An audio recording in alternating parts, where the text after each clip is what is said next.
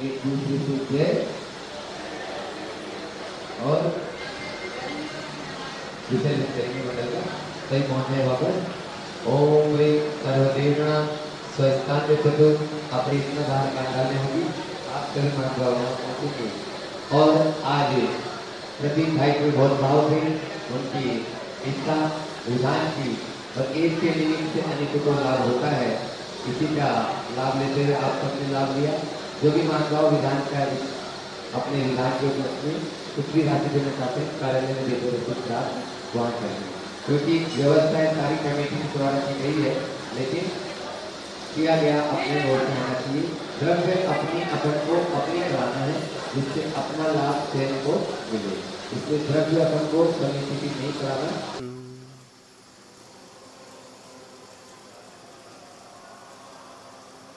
अडमो सिद्धाणम्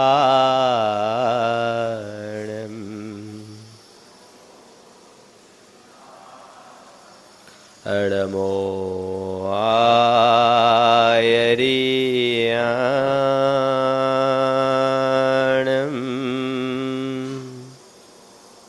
ओ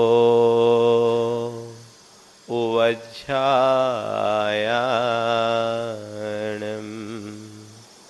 अडमोलोये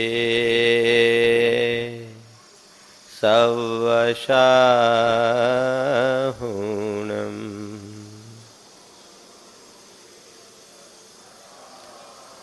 एसो पंचिनमोयारो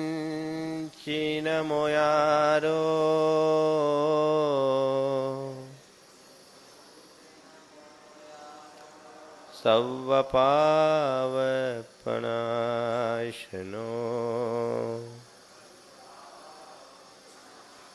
मंगलालं च सवेशिम् पढ़मं होई मंगलम। जय बोलो देवादिदेव 1008 श्री भगवान महावीर स्वामी की, अहिंसा परमो धर्म की, परम पूज आचार्य गुरुवर श्री विद्यासागर जी महाराज की, परम पूज्य मुनि श्री 108 प्रमाण सागर जी महाराज की, परम पूज्य मुनि श्री 108 विराट सागर जी महाराज की। शिष्य ने गुरु से पूछा कि गुरुदेव,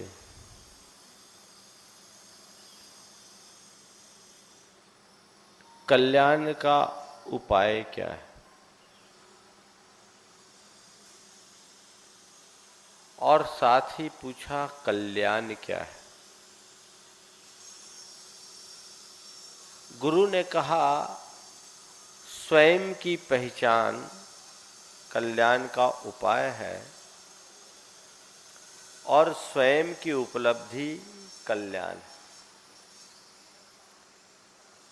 सच्चे अर्थों में मोक्ष मार्ग और कुछ नहीं, स्व की पहचान से स्व की उपलब्धि तक का मार्ग है। मोक्ष मार्ग की शुरुआत अपने आप को पहचानने से होती है और उसकी परिपूर्णता अपने आप की उपलब्धि में। अपने आप को पहचानना बहुत कठिन है और अपने आप को पहचान लेने के उपरांत अपने आप को पाना तो और भी कठिन है। मैं आपसे पूछना चाहता हूं, अपने आप को पहचानते हो? डब्बो। और उसकी उपलब्धि,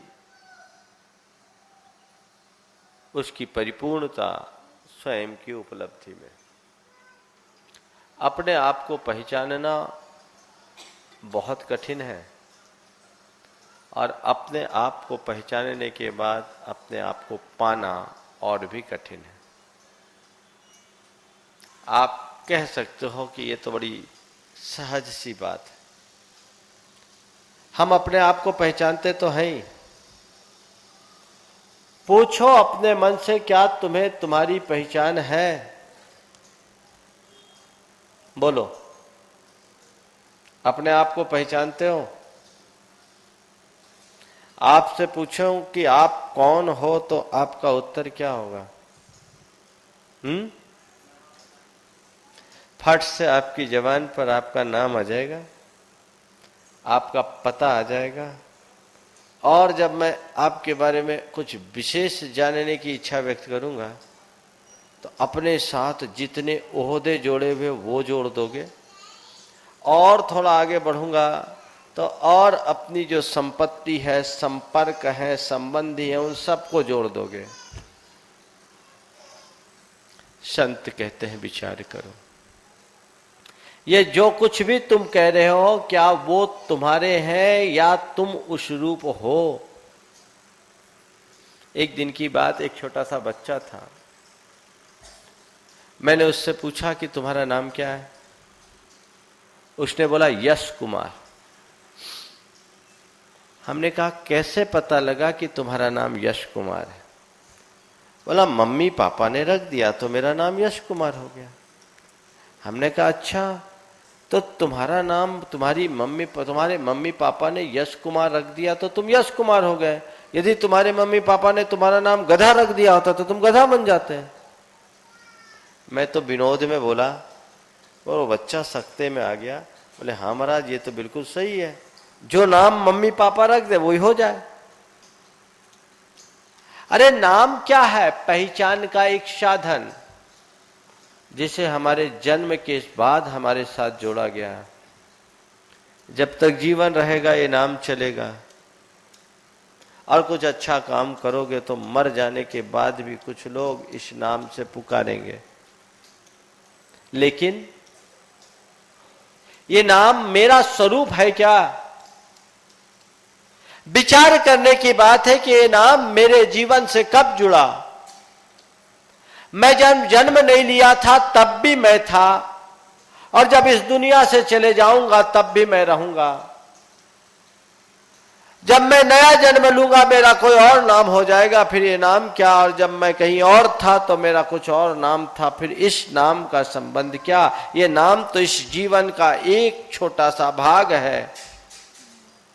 नाम क्या है? जब भी व्यक्ति अपनी पहचान खोजता है तो नाम और रूप में खोजता है।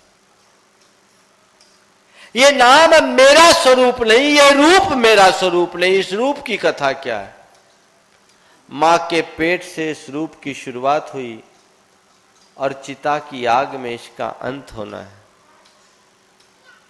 अभी जहां हो वहां से 25-50 बरस पीछे मुड़कर देखोगे तो तुम्हें दिखाई पड़ेगा मां के पेट में विकासोन्मुख एक भ्रूण। थोड़ा और आगे आके देखोगे तो तुम्हें दिखाई पड़ेगा नंग धरंग एक नन्हा सा बच्चा, मिट्टी में खेलता हुआ बच्चा।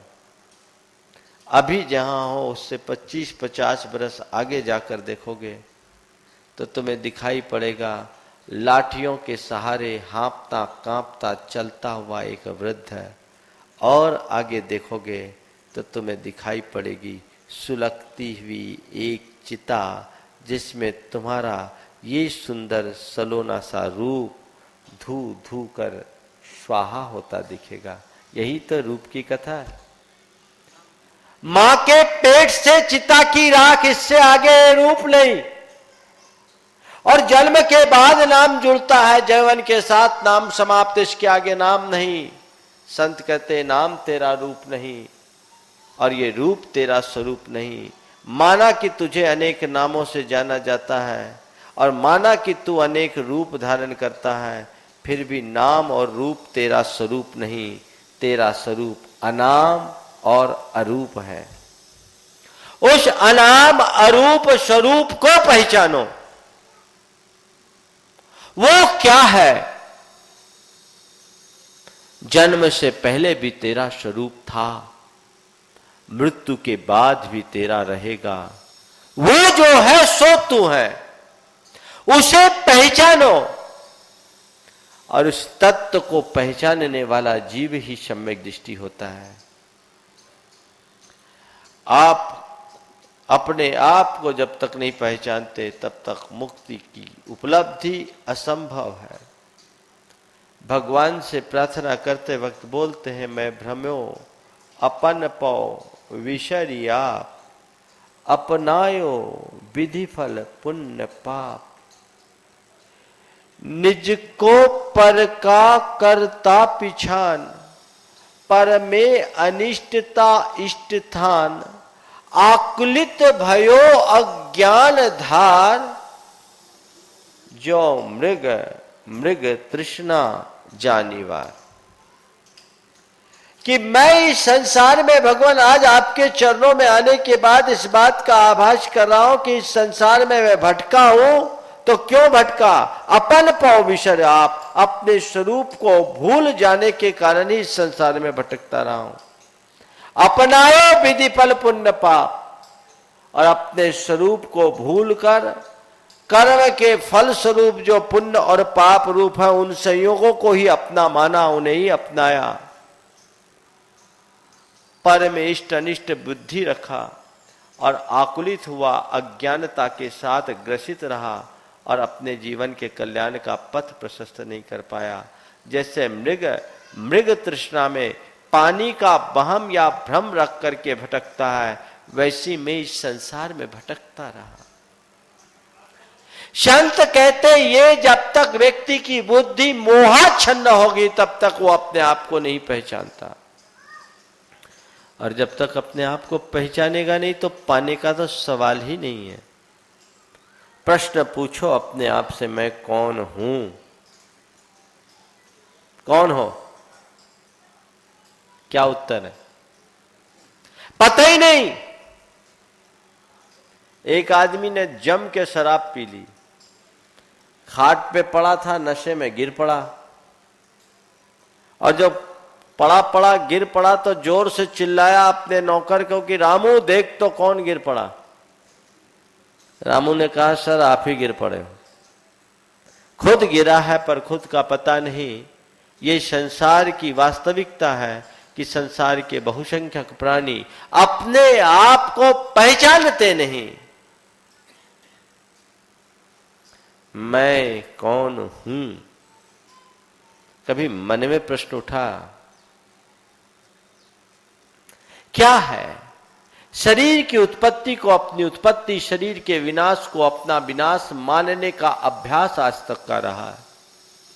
देह जगत से परे आत्म जगत का अभी तक कोई आभास ही नहीं रहा।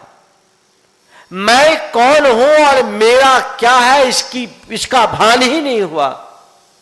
कैसे कल्याण होगा? अपने आप को पहचाने। अच्छे अच्छे लोग भी इसमें भटक जाया करते हैं। एक सज्जन थे, काफी पुरानी बात, गहरी तत्व चर्चा कर रहे थे। बातचीत के क्रम में उनके टोन से मुझे लगा कि ये मारवाड़ी है, तो मैंने उनके एक सवाल का जवाब मारवाड़ी में दे दिया। फिर क्या था, तत्व चर्चा एक तरफ धरी रह गई, उनका मारवाड़ी प्रेम जाग गया। तत्व चर्चा एक तरफ मारवाड़ी प्रेम जाग गया और उन्होंने बीच में ही मुझसे पूछा, महाराज थे कठा का? महाराज थे कठा का हो? मैंने उलट के पूछा, थे कठा का हो? कठा यानी कहां के? आप कहां के हो? मैंने उसी लहजे में बोला, आप कहां के हो? उन्होंने कहा, महाराज मैं तो बीकानेर से आयो। बीकानेर से आया? बीका पहले, उसके पहले? बोले बीके पहले तो मैं हरियाणा हो रहे हूं, उससे पहले मैं हरियाणा में रहा हूं। मैंने पूछा बीका पहले? मारे महाराज मारो जन्म तो बीकानेर में ही हो, हमारा जन्म तो बीकानेर में ही हुआ। मैंने पूछा कि आप कहां से आए? बोला मैं बीकानेर से आया। उससे पहले कहां रहे? बोले उससे पहले मैं हरियाणा में रहा। मैंने बोला उससे पहले? बोला महाराज मेरा जन्म तो बीकानेर में ही हुआ। तो मैंने पूछा बीका पहले? महाराज एकदम चक्कर आया। जन्म के पहले जब मैंने पूछा बिक्का पहले, महाराज बिक्का पहले को तो माना पत्तो कोनी। उसके पहले का तो मुझे पता नहीं। हमने कहा भाया जब था न थारो ही पतो कोनी तुम्हारो पतो जान काय कर। क्या करोगे? पता है, पता कोई पता नहीं, कोई पता नहीं। यही अज्ञान है और इस अज्ञान का जब तक निवारण नहीं होता कल्याण नहीं होता। आचार्य कुंद कुंद कहते हैं अपने आप को जानो, अपनी आत्मा को जानो। धर्म जैन धर्म का मूल आत्म तत्व है। तुम क्या हो? तुम शुद्ध आत्म तत्व हो। ज्ञाता दृष्टा स्वभाव है तुम्हारा। राग द्वेष मोह क्रोध मान माया लोभ अहंकार ममकार ये तुम्हारे अंदर उत्पन्न होने वाले विकार हैं जो तुम्हारे स्वभाव नहीं। तुमने अपने साथ जितनी भी चीजें जोड़ रखी है ये कर्म से उत्पन्न संयोग है, तुम्हारे अपने नहीं। ये तभी तक टिकेंगे जब तक संयोगों की अनुकूलता है, और संयोग वियोग का क्रम तो चलता ही रहता है, ये बनते ही बदलते रहते हैं। इसलिए इसमें अपना कोई स्वरूप नहीं। इसे पहचानो। कौन हम, मैं कौन हूं, यहां से अपनी पहचान होनी चाहिए। और जब तक मैं कौन हूं इस तत्व को कोई नहीं पहचानता तब तक जीवन का कल्याण नहीं हो सकता। अपने आप को पहचानना और फिर अपने आप को पाना, महाराज ये तो बहुत कठिन काम है। कैसे पहचाने अपने आप को? अपने आप को पहचानना, देखो अपने आप को पहचानने का मतलब है अपनी आंख से अपनी आंख को देखना। ये आंखें सारी दुनिया का दर्शन कराती है, लेकिन कभी अपने आप को नहीं देखने देती। देखने की कोशिश करो, आंख से आंख को देखने का प्रयास करो। एक आध मिनट ट्राई कर लो, देख पाओगे क्या? ये आंख सारी दुनिया का दर्शन कराती है, लेकिन आंखें अपने आप को देखने में असमर्थ सी है। महाराज आपने तो ऐसी उलझन में डाल दिया, कह दिया कि अपने आंख से अपनी आंख को देखना ही अपने आप को पहचानना है, तो हम तो फिर कभी पहचान ही नहीं पाएंगे, क्योंकि अपनी आंख से अपनी आंख को देख पाना असंभव जैसा है। नहीं, अपनी आंख को अपनी आंख से देख पाना असंभव भी है और अपने आप को अपनी आंख से देख पाना अति सहज भी है। देखना चाहते हो? बोलो, देखना चाहते हो कि नहीं देखना चाहते? देखना चाहते हो? कुछ मत करो, आईना के सामने जाके खड़े हो जाओ। क्या? आईना के सामने जाके खड़े हो जाओ, खुद अपनी आंखों से अपनी आंख को देखता पाओगे। सच्चे देव शास्त्र गुरु वो दर्पण है जिनके सामने खड़े होने पर हम अपने अपने स्वरूप की पहचान करने में समर्थ होते हैं। अगर देव शास्त्र गुरु से तुम कुछ सीख पाते हो, कुछ समझ पाते हो, क्या कुछ उपलब्ध कर सकते हो, तो केवल अपने स्वरूप का बोध, अपने आप की पहचान वो प्राप्त करो। मैं कौन हूं, और फिर समझ में आएगा मेरा क्या है, तो बाकी चीजें तो अपने आप खत्म होने लगेगी। अभी अपने आप को हमने पर रूप मान रखा और पर वस्तु को हमने अपनी बना रखा, तो ये दोनों चीजें हमारे जीवन के लिए बहुत भयावह और भी घातक है। इस दृष्टि को जब तक हम बदल नहीं लेते तब तक हमारे कल्याण का पथ प्रशस्त नहीं हो सकता। इसलिए अपने आप को पहचानने का अभ्यास हमें करना चाहिए। ये शरीर मैं नहीं हूँ, ये इंद्रियां मैं नहीं हूँ, मेरे अंदर उत्पन्न होने वाले जो राग देश आदि के विचार हैं ये मेरे स्वरूप नहीं है, ये मुझसे भिन्न बाह्य तत्व है। मैं केवल शुद्ध आत्म तत्व हूँ। ये धारणा जब तक तुम्हारी नहीं बनेगी तब तक जीवन का कल्याण नहीं हो सकता। कल्याण के रास्ते पर चलने के लिए हमें ये देखना जरूरी है। पर बंधुओं, जैसे साधारण प्राणी रत्नों की परख नहीं कर सकता, रत्नों की परख केवल पारखी दृष्टि से ही संभव है, इसी तरह अनाड़ी प्राणी अपने आत्म स्वरूप का बोध नहीं कर सकता।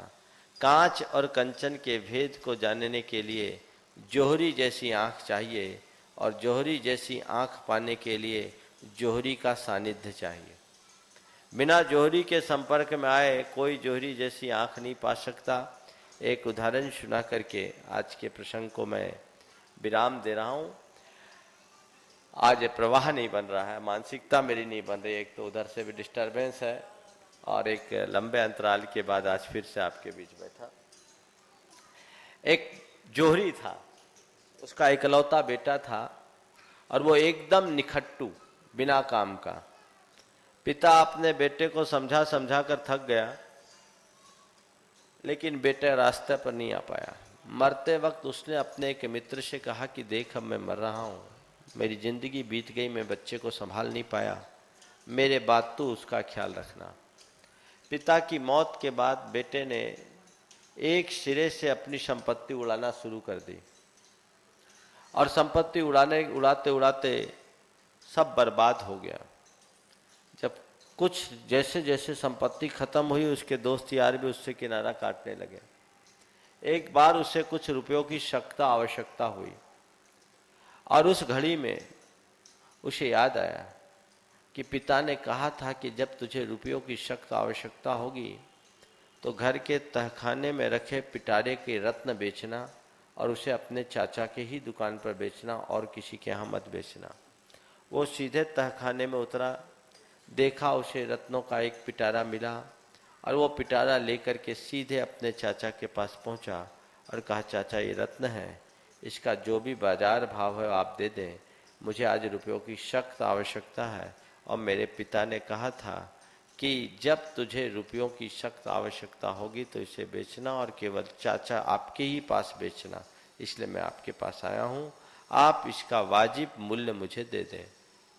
एक ही नज़र में उस जोहरी व्यक्ति ने सब बातों को जान लिया और कहा, ठीक है बेटे, एक काम कर, तुझे जितने रुपयों की ज़रूरत है मुझसे ले जा, अभी बाजार के भाव अच्छे नहीं हैं, जब दाम अच्छे होंगे तब तुम इन्हें बेचना। बेटा बड़ा प्रभावित हुआ, और उसी को भांपते हुए उस जोहरी व्यक्ति ने कहा कि बेटे एक काम किया कर, दिन भर फ्री रहता है, थोड़ी देर दुकान पर आकर बैठ लिया कर, तेरा मन लग जाएगा।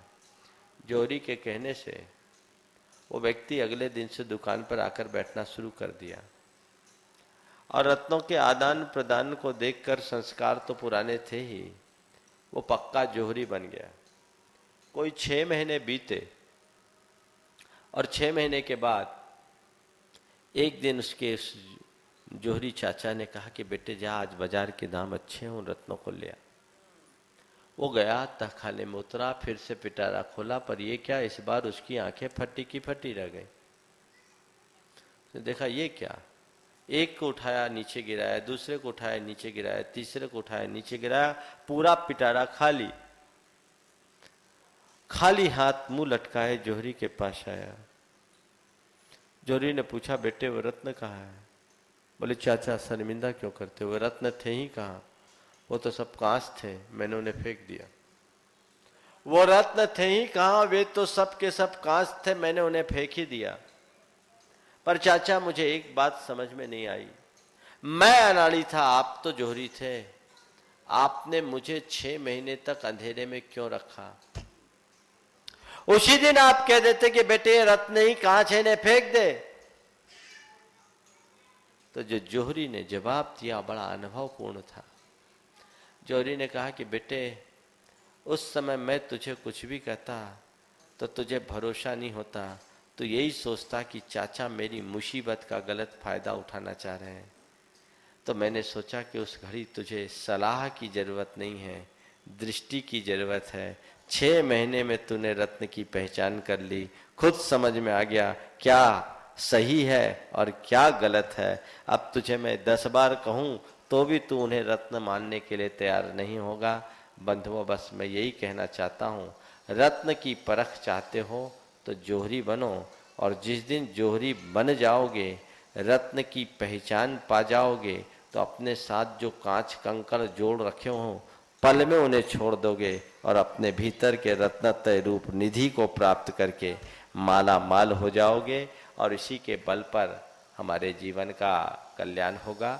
सबके जीवन में स्वरूप बोध के साथ स्वरूप प्राप्ति की भावना जगे, आत्म तत्व को पहचान कर कल्याण के मार्ग में सभी अग्रसर हो, इस शुभ भावना के साथ आज अधिक विस्तार न देकर शाम को आप सबको फिर आना है।